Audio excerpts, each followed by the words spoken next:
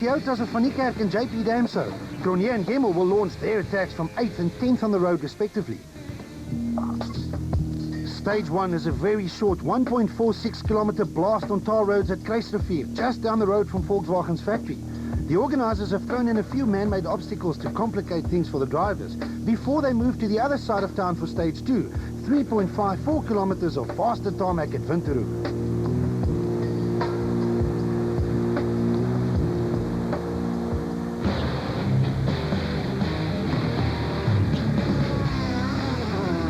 The BP Ultimate Polo of Hergen Frecken and Pierre Aris blasted around the 1.4 kilometers at Kruisrivier in a time of 1 minute and 7 seconds and only took 2 minutes and 23 seconds to complete the spectator line 3.5 kilometers at Winterhoek. These times were fast, but not the fastest. The car is feeling very good. The guys did a good job with our tarmac setup. We haven't driven tar for quite a while. It's quite fun. I'm looking forward to Strabanta stage. Jan Habig and Douglas Judd were the next ones to entertain the large crowds in the second BP Ultimate Polo. Habig has a spectacular driving style that makes him a firm favourite with the crowds, but on these two stages he lost 5 seconds to his teammate Frecken. Jaapie van Niekerk and Robin Houten already had their sights set on another solid finish and started off well by only losing a few seconds on stage 1 and matching Habig's time on stage 2. Just keep it on the road, that's our name of the game for now, not to be road. The words bad luck and the Team Total Evolution Toyota Runnix of JP Damso and Kobus Frey seem to be synonymous in 2008. The French-built Sadif gearbox snapped right at the very start of the first meter of the rally, ending all chances of a Damso winning the event. Yeah, looks like this rally is not very good for us. I mean, last year we had a prop shot problem, and this year the gearbox casing exploded. So we haven't done many kilometers, but you know, we'll try again the next one. On the previous event, Enzo Keen and Guy Hodgson only lasted a single stage.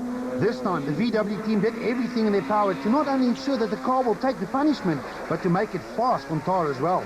His BP Ultimate Polo was fully set up for tar, complete with special suspension and all the other bits. It paid off as Keen and Hodgson set the fastest times on both stages 1 and 2 to take the early rally lead, but only by 2 seconds from the flying Frecken.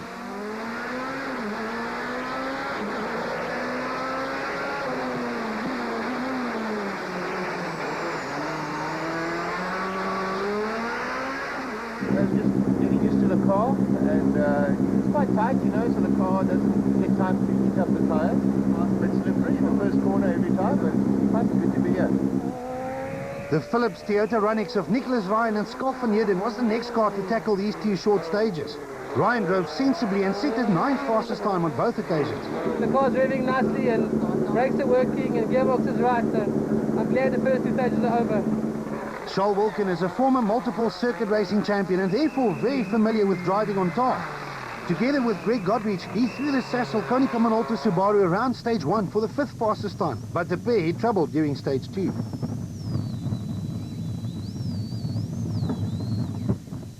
No, the car just cut out. We lost about 20 seconds there.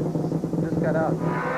Then came the onslaught by the Castrol Toyota team. Johnny Gemmel and Zimbabwe navigator Peter Marsh were equally 5th fastest on stage 1 and went 3 positions better in stage 2 to equal Frecken's time. The battle lines between Volkswagen and Toyota were drawn. Yeah, we've got a little vibration. We're just going to check it out now and see what it is. The father and son combination of John and Douglas Williams is getting faster and faster with every event.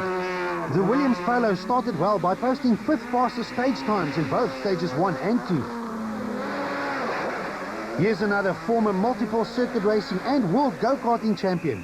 Together with Robert Paisley, a former winner of this rally, Mark Ronier set out on his mission to beat the Volkswagens in their own backyard. The Castrol Toyota finished these 2 stages just 5 seconds behind Keen. It was great, the car feels good. A little bit hesitant in the beginning, playing around with the brake bias, but we're getting into a rhythm now, so we'll see now we got older. With only 2 short stages under the belt, the tar setup on Keen's car already paid dividends. 2 seconds wasn't much though, and the Castrol Toyota of Gemmel and Cronje were ready to pounce. Stage 3 is a proper tar stage on a real racing circuit, so this should play right into the hands of former track racing champions like Charles Wilkin and Mark Cronje. And it did. Well, sort of anyway, because the combination of Enzo Keen's driving skill and the task setup on his BP Ultimate Polo was doing a perfect job.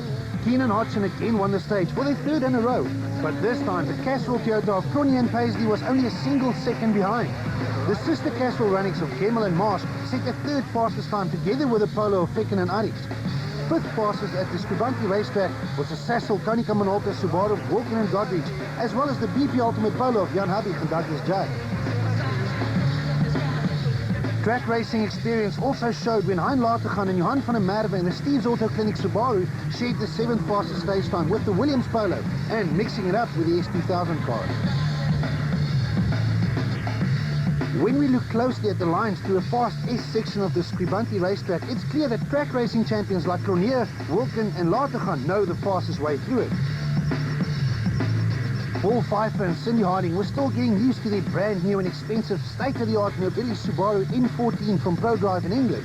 Pfeiffer is one of the fastest production car rally drivers you'll ever find, but just look at the difference between his lines and that of an experienced track racer like Latergan. So Enzo Keen stretches his lead around the Scribanti racetrack, but only by a single second from the rapid Cronje. Fecken, Gemmell and Habig didn't lose much time either, and the track racing experience of Wilken and Latergan places their production Subarus between the S2000s. Stage 4 was again a task stage and another short one. Parsons Green was less than 3 kilometers long, resulting in very close times between the top runners.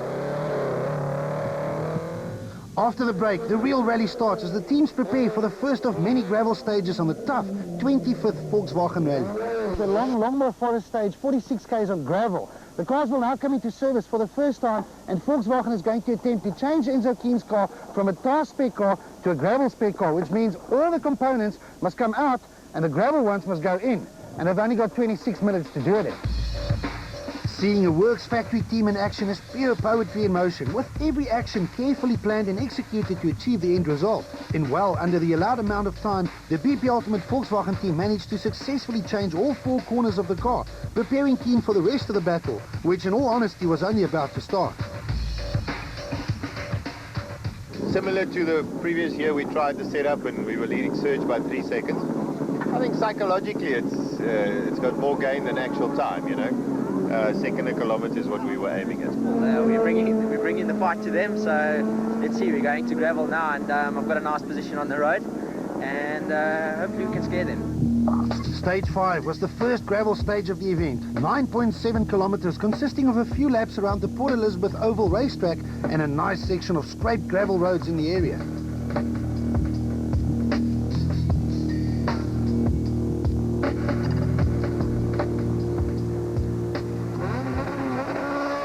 Fecken and Pierre Aris were glad to be back on their favourite surface, and it showed.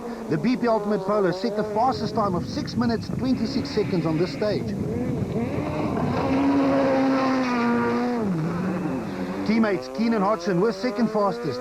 This wasn't as bad as 2 years ago when the pairing did a full extra lap of the oval. This time they only lost 5 seconds of their lead. Johnny Gemmell and Peter Marsh were right in the thick of the action, equaling the second fastest time in the Castrol Toyota runnings. Habig and Judd gave the hordes of Volkswagen supporters much to cheer about with a spectacular 4th fastest time. Their time was only a single second faster than the time set by Cronje and Paisley in the second Castrol Toyota runnings. Nicholas Ryan and Schalk van Heerden were doing a great job for Phillips in their runnings, mixing it up with the factory teams by setting the 6th fastest stage time. Ryan was only a second faster than the Williams VW Polo, and the battle between the S2000 privateers was turning into a good one. In the production car battle, Paul Pfeiffer and Cindy Harding were starting to find their rhythm in the new Nobili Subaru Impreza, setting the fastest time in Class N4. Both Hein Latergan in the Steve's Auto Clinic Subaru and Fernando Rueda in the Total Evolution Mitsubishi Lancer were fighting back after their earlier problems, setting the equal second fastest stage time in the production car category. Defending production car champion Visser du Plessis with Gerard Snyman in the hot seat were again in the middle of the class battle, but lost a little time due to fuel starvation in the Pertic Subaru. The production car battles between drivers like du Plessis, Latergan, Pfeiffer, Rueda and Wilken have been some of the best in the rally circus this year. Wilken and Godrich are the current points leaders, but the Sassel Konica Minolta Subaru again developed a problem. No, the car's cutting out all the time. It probably cut out 5 times in that stage. stop, try and start it, stop, try and we figured out one of the switch was jumping out, the fuel pump switch. So maybe there's something wrong with the fuel pump. So I'm going to change that now, and hopefully it's going to work in the 44k stage. Without knowing if all the problems were fixed or not, the teams headed west out of Port Elizabeth for the first of the stages in the by now very infamous Longmoor Forest. Stage 6 was to provide a real taste of what was to come on day 2 of the Volkswagen Rally, as most of the event's competitive mileage would be contested here. In the first 5 stages, the teams completed a total of 30 stage kilometers. Stage 6 was a full 46 kilometers long.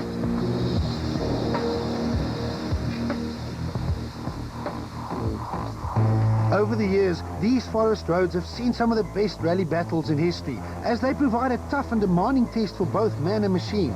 Although most of the trees on the rally side of the mountain have been harvested, the Longmoor Forest demands respect, as it is not only rough in there, but also dangerous with rocks and cliffs waiting around every corner. There was almost an ominous feeling in the air before Hergen, Frecken and Pierre Aries were the first ones to have a taste of what the Longmoor Forest was going to dish up in 2008. These are the type of conditions in which Frecken normally flourish, but as always, the Longmoor had the final say. Frecken and Aries hit a rock with around 12 of the 46 kilometers to go. The initial damage was just a puncture. They decided to continue, but the rubber knocked the brake caliper off, which in turn smashed the left front suspension right off. And they still had the task of trying to get the Polo back to service, some 38 kilometers away. We got a flat tire about 15 k's from the end, and I decided to drive through. And I think just about a k from the finish, the caliper came off and it pulled the whole wheel. While Frecken had his trouble, Mark Cronje and Robert Paisley launched their attack in the Castrol Toyota Runnix. Cronje has been super fast all season, but also went off the road a few times. On this stage, there was no room for mistakes, but Cronje didn't make any and demolished the opposition in the process. He raced through the 46-kilometer stage in a blistering time of just 30 minutes and 18 seconds. I think I went all right. I'm not too sure. I just tried to keep it neat and tidy. We had a bit of oversteer towards the end, and otherwise it was okay. It was a long stage, very rough, so I'm glad to get to the end. Jan Habig and Douglas Judd are multiple champions and would have seen these Longmoor Forest roads on a number of occasions, and the experience showed. The champions recorded the second fastest stage time of 30 minutes and 33 seconds, a full 15 seconds slower than Cronje. Enzo Keane and Guy Hodgson in their sister BP Ultimate VW Polo were leading from Cronje by a slender 4 seconds before the stage. But with Cronje on the money, Keane had to set a time of 30 minutes and 24 seconds to stay in or share the lead. He was already much slower and crossed the flying finish in a time of 30 minutes and 43 seconds. Third fastest stage time, but Mark Cronje has taken the overall lead by a massive 19 seconds. Big push, we had a good stage, and we survived it. Very tricky in there, very rocky. Lots of crocodiles that want to bite your tires. Go! In his first year in the top S2000 class, Jaapie van Niekerk and Robin Houghton and the third of the Castrol Toyotas are still gaining experience. But van Niekerk has been solid this year by not making any mistakes. He set the 4th fastest stage time. The fantastic scrap between Ryan and Van Heerden in the Philips Toyota Runnix and the Williams Polo continued on stage 6, with Williams taking 10 seconds from Ryan over the 46 kilometers. In the overall standings, the Williams pairing also overtook the Philips Runnix, but there was still only 8 seconds separating these two. And then we saw one of the most bizarre rally incidents in recent years. Charles Wilkin and Greg Godrich were 30 kilometers into the Long Elandsrivier stage when this happened.